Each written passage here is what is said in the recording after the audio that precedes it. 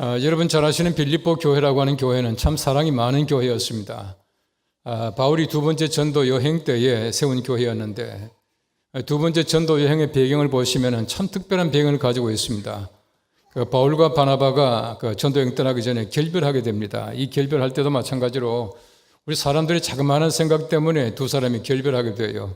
요한 마가라고 하는 사람을 데리고 가자라고 바나바가 말했지만은 바울은 1차 전도 여행 때에 전도하다가 집에 가버린 사람은 데려갈 수 없다라고 해서 거부하다가 두 사람이 마가 때문에 서로 결별하게 됩니다. 이 결별에서 이 바울이라고 하는 사람은 실라를 데리고 육로를 통해서 길리기아 쪽으로 가고 바나바라고 하는 사람은 마가를 데리고 해로를 통해서 배를 타고 구브로 쪽으로 가더라고요. 그래서 전도팀이 두 팀이 되어버리고 말았습니다. 이런 배경을 가지고 이제 바울이 전도하러 가는 것입니다. 또 전도하러 가려고 하는데 무시아에서 비두니아로 가려고 했지만은 예수의 영이 허락지 아니해서 가지 못하고 반대 방향인 드로아 쪽으로 갔다가 마게도냐 사람을 만나서 간 곳이 바로 빌립보라고 하는 곳이었습니다. 거기에 가서 루디아라고 하는 사람을 만나서 세운 교회가 바로 빌립보 교회입니다. 313년에 콘스탄티누스 대왕이 기독교를 공인하기 전까지는 우리 기독교 교회라고 하는 것은 전부 이제 집안이었습니다. 가정의 집이었습니다. 학자들은 말하기를 우리 기독교의 원형, 교회 원형이라고 하는 것은 가정이다. 또 그렇게 말합니다. 예루살렘 교회는 마가의 다락방이었습니다. 빌립보 교회는 루디아의 집이었고요.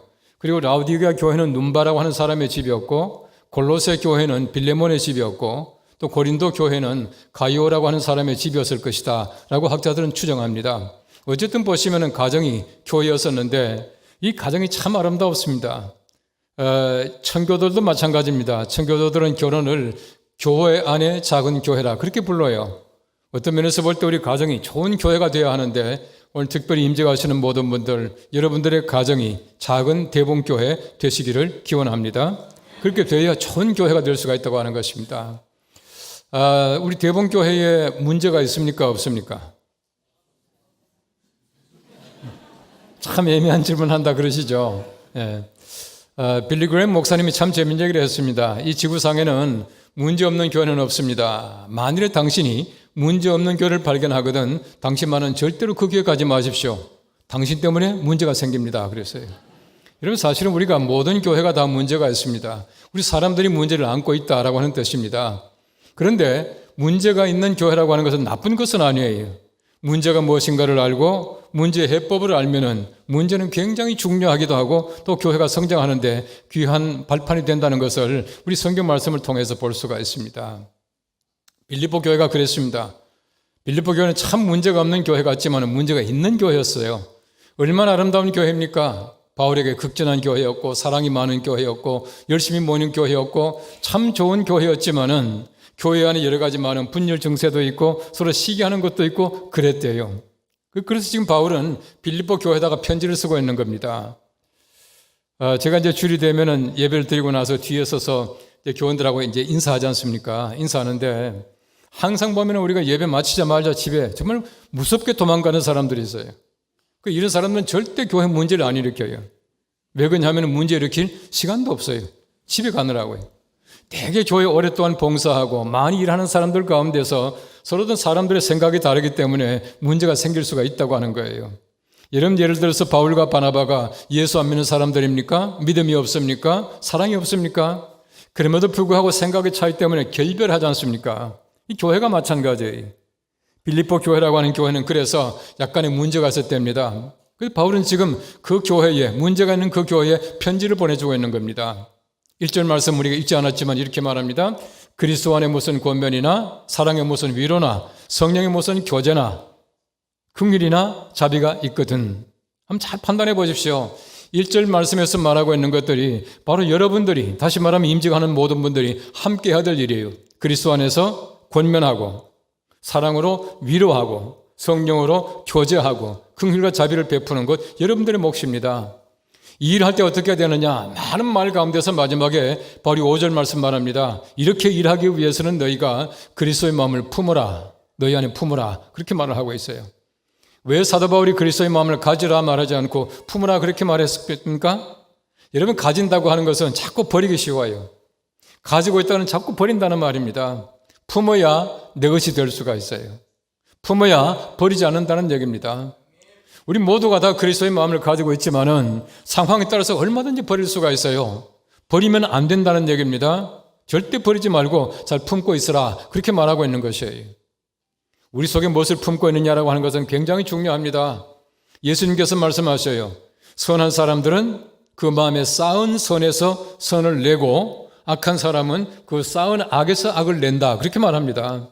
여러분, 선한 사람, 악한 사람이 따로 구분되는 것이 아니에요. 꼭 같은 중립적인 사고를 가지고 있고 우리 모두가 다 아름다운 마음을 가지고 있지만은 우리 속에 선을 쌓지 않으면 악이 쌓여요. 악이 쌓이게 되면 결국은 악한 일을 하게 된다. 그렇게 말하고 있습니다. 그리스도의 마음을 자꾸 품어야 됩니다. 쌓아야 된다는 얘기예요.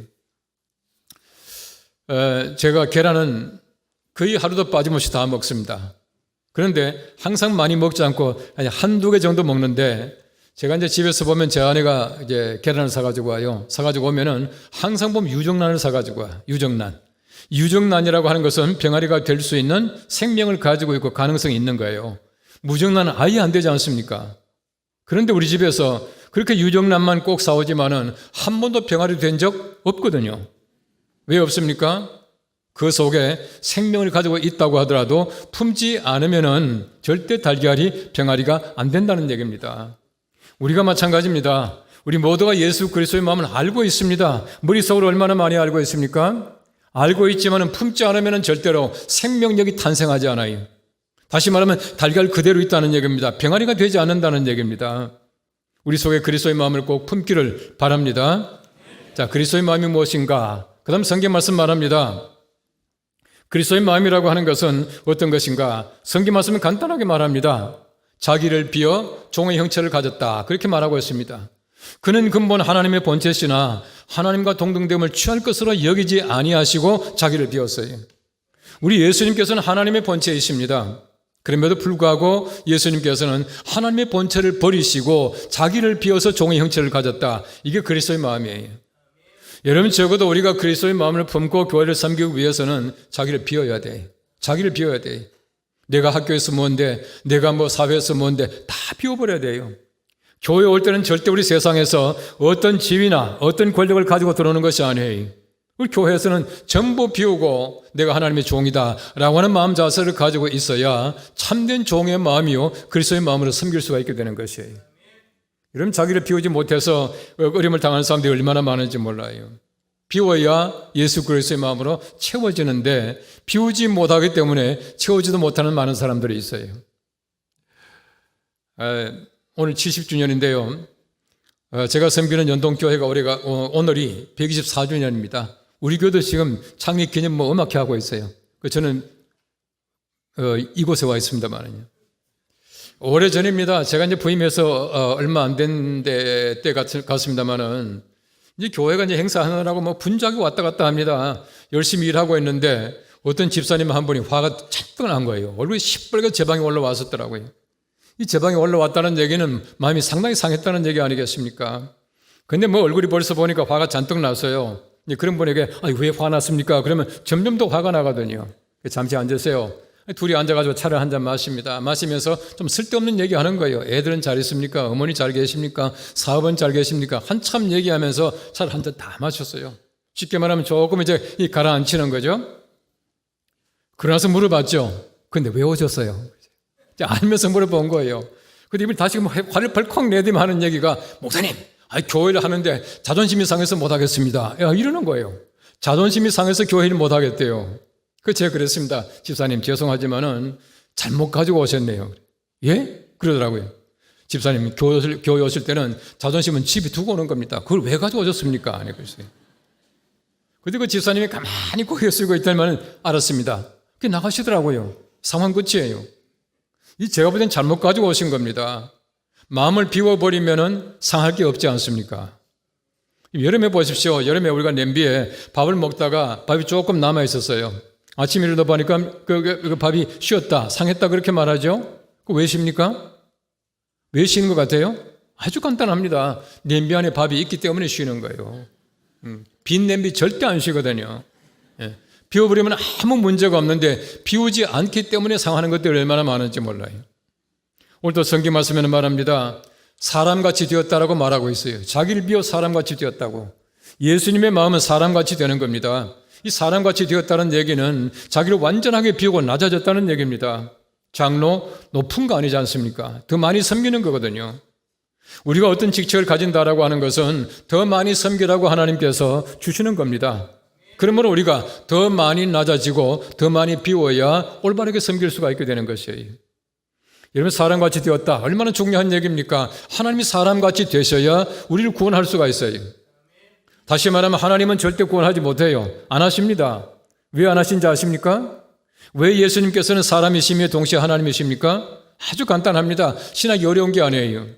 사람은 사람을 구원하지 못합니다. 그래서 하나님이 구원하셔야 돼요. 근데 보십시오. 성경 말씀에 분명히 말하기를 피 흘림이 없은즉 사하심이 없습니다.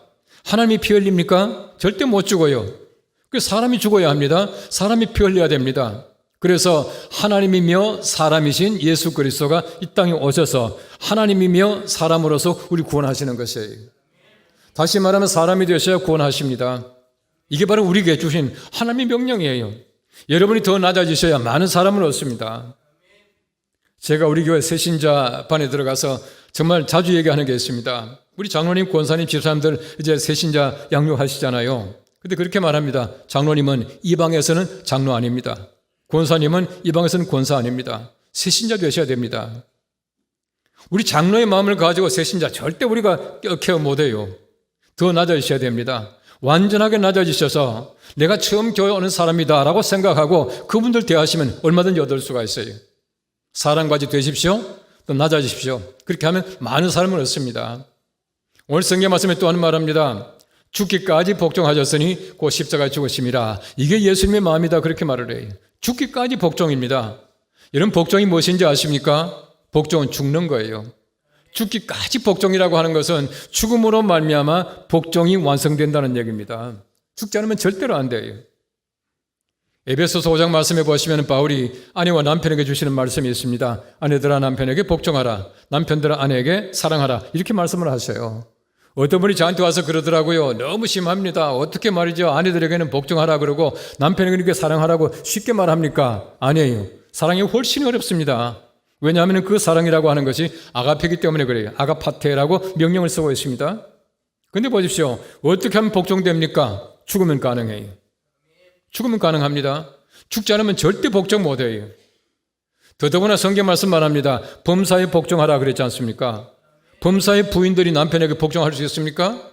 죽으면 가능해요. 내 자존심 죽여버리고 내 가지고 있는 여러 가지 많은 여건들 죽여버리면 가능하지만은 죽지 않으면 절대 복종 못합니다. 사랑도 마찬가지예요. 사랑도 마찬가지로 죽어야 아가페가 가능해요. 남편도 죽어야 됩니다. 다시 말하면 부부라고 하는 것은 죽는 거예요. 어떤 책 보니까 참 재미있더라고요. 부부라고 하는 것은 너도 죽고 나도 죽고 우리가 사는 것이래. 그렇게 하면 가능합니다. 오늘 성경 말씀이 가르치는 것은 바로 복종이라고 하는 것은 죽는 것을 얘기합니다. 이게 바로 예수님 마음이에요.